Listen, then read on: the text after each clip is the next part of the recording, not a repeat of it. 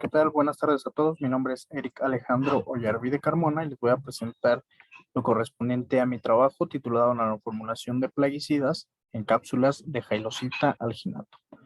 Yo pertenezco a la Universidad Autónoma de San Luis Potosí, en la Facultad de Ciencias Químicas, en el Centro de Investigación y Estudios de Posgrado.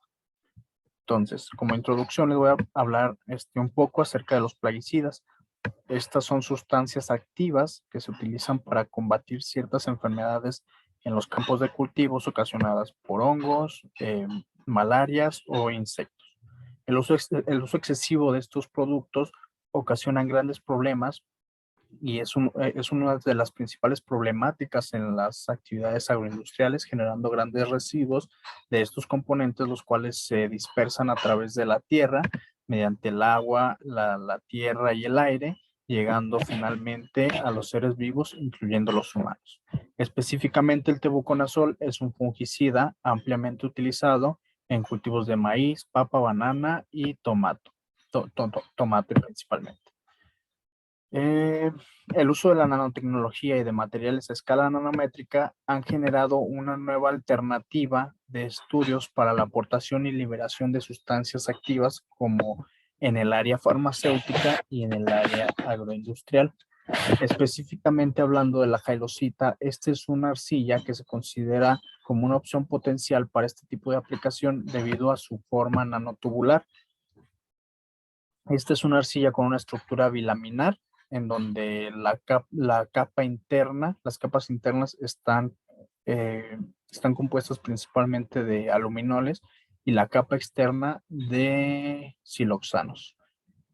Esta composición hace que sea un material hidrofílico, por lo cual es necesario modificar su superficie mediante el uso de surfactantes para poder absorber o retener moléculas no iónicas como es el tebuconazol.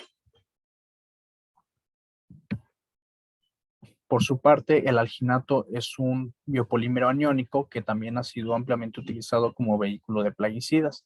Así se espera que la composición de jailosita y alginato resulte en un bionanocompuesto, el cual pueda ser utilizado con propiedades sinérgicas para la encapsulación y liberación de este ingrediente activo. Así, el objetivo general de este trabajo fue sintetizar unas cápsulas biohíbridas compuestas de alginato y jailosita, las cuales actúen como encapsuladoras de tebuconazol. Para esto se siguieron los siguientes objetivos, el cual fue modificar la jailosita a organojailosita mediante el uso de surfactantes. También se evaluó el tipo de surfactante en la absorción de tebuconazol y finalmente se espera elucidar el mecanismo de interacción entre los componentes. En general, la metodología consistió en dos partes. Primero, el estudio de equilibrio de absorción de tebuconazol sobre las organojailositas sintetizadas, en donde la cantidad absorbida de tebuconazol sobre las organojailositas se calculó mediante un balance de masa en las soluciones, en donde la concentración de tebuconazol se calculó, la concentración de tebuconazol se analizó mediante HPLC.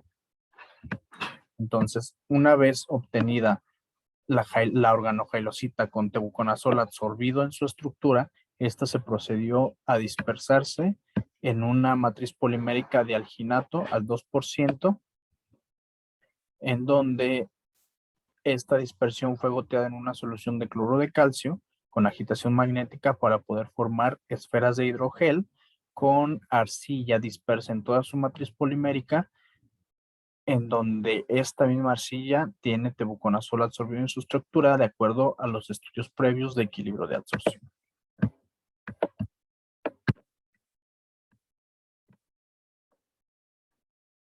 En cuanto a los resultados, les voy a hablar primero acerca de las interacciones que ocurren entre cada uno de los componentes en este proceso de absorción de tebuconazol.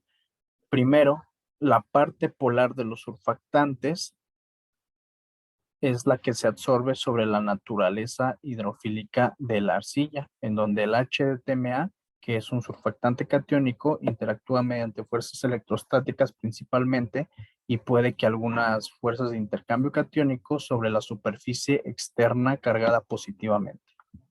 Por otra parte, los surfactantes no polares como el Twin 80, Twin 85, SPAN 20 y SPAN 80 interaccionan mediante puentes de hidrógeno con esta estructura no polar atribuida principalmente a los grupos etoxilados y a los grupos OH de la cabeza del surfactante. Estas interactúan principalmente con los bordes de la halosita e incluso pueden interactuar con el interior, ya que es en estas partes donde se concentran principalmente la mayor cantidad de grupos OH en este material. Por su parte, la parte no polar de los surfactantes o las cadenas largas de carbono que quedan expuestas hacia el exterior interactúan mediante fuerzas organofílicas o interacción por dispersión de London con la molécula no polar que es el plaguicida. En la figura número 2 se muestra, se puede corroborar la estructura tubular que tiene la arcilla en el orden de algunos nanómetros.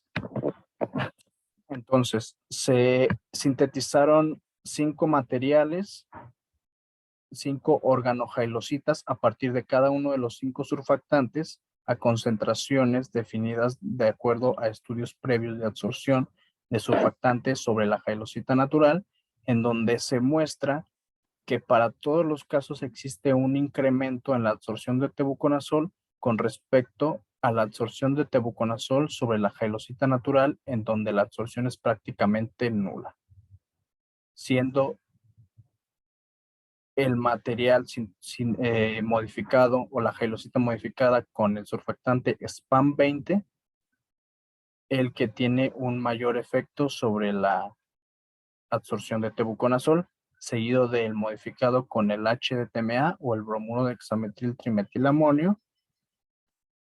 El siguiente es el SPAN 80 y finalmente el Twin 85 y el Twin 80.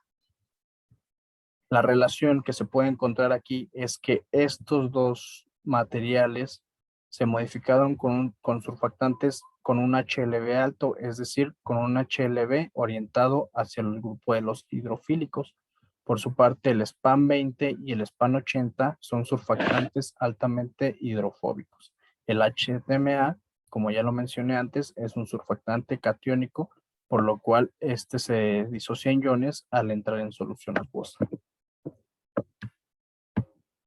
Una vez que se obtuvieron estos materiales, se secaron y se dispersaron en la matriz polimérica de alginato para generar las esferas de hidrogel con estos componentes dispersos en toda su estructura.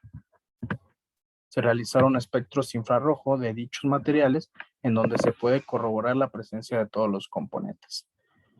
De las bandas de 3700 aproximadamente a 3620 corresponden a los grupos OH de la capa octaédrica de la jailosita.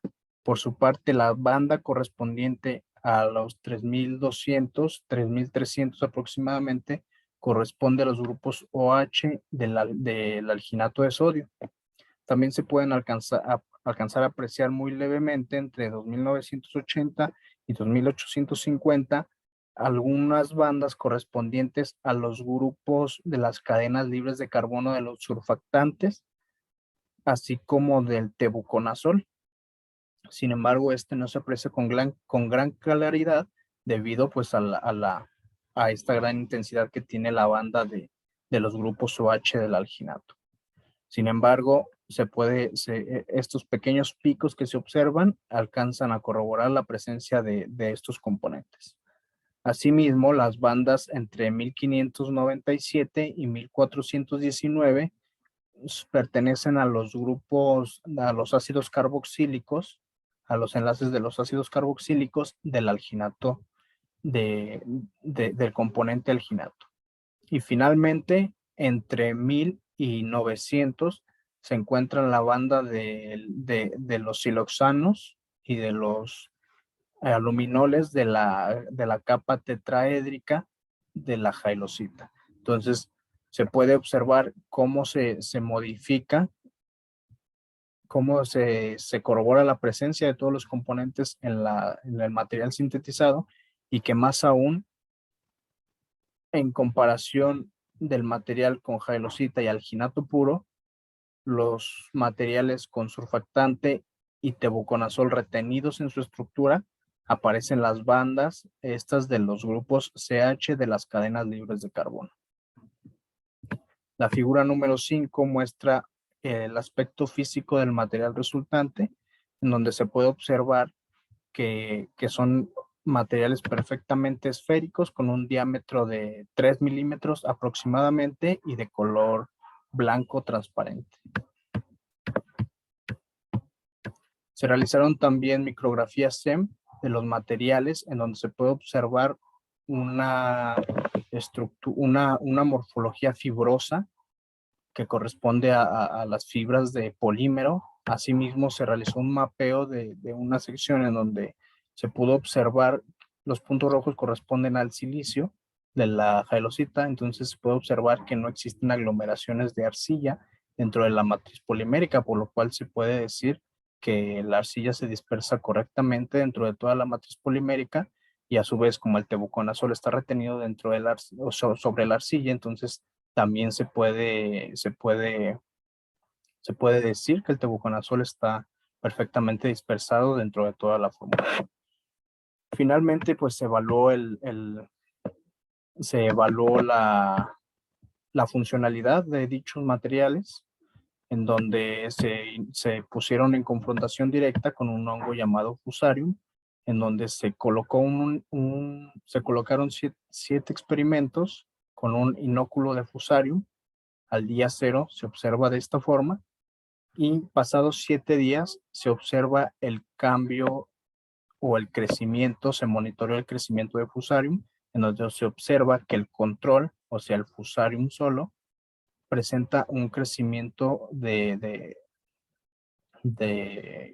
casi en su totalidad del área estudiada, en comparación con los materiales con tebuconazol contenidos en su estructura, en donde se observa un retraso en el crecimiento del tebuconazol. Entonces, por lo cual se puede observar que evidentemente sí, el contacto directo de la formulación con plaguicida dentro de su estructura sí tiene un efecto negativo sobre el crecimiento del hongo.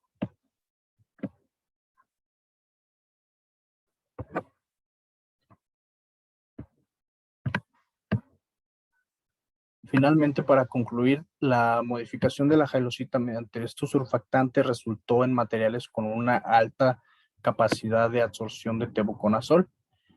Simultáneamente, las esferas de jailosita y alginato fueron sintetizadas de manera satisfactoria. Además, los estudios in vitro de esta nanoformulación para demostrar su funcionalidad fue corroborada con un retardamiento en el crecimiento de Fusarium, ¿no?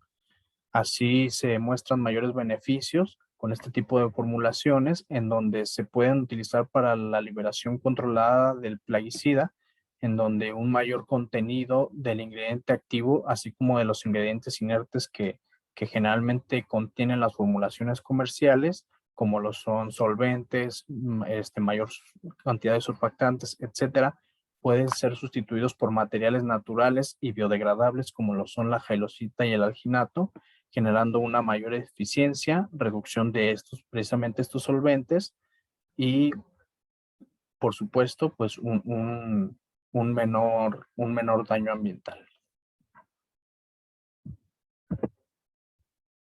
Muchas gracias por su atención.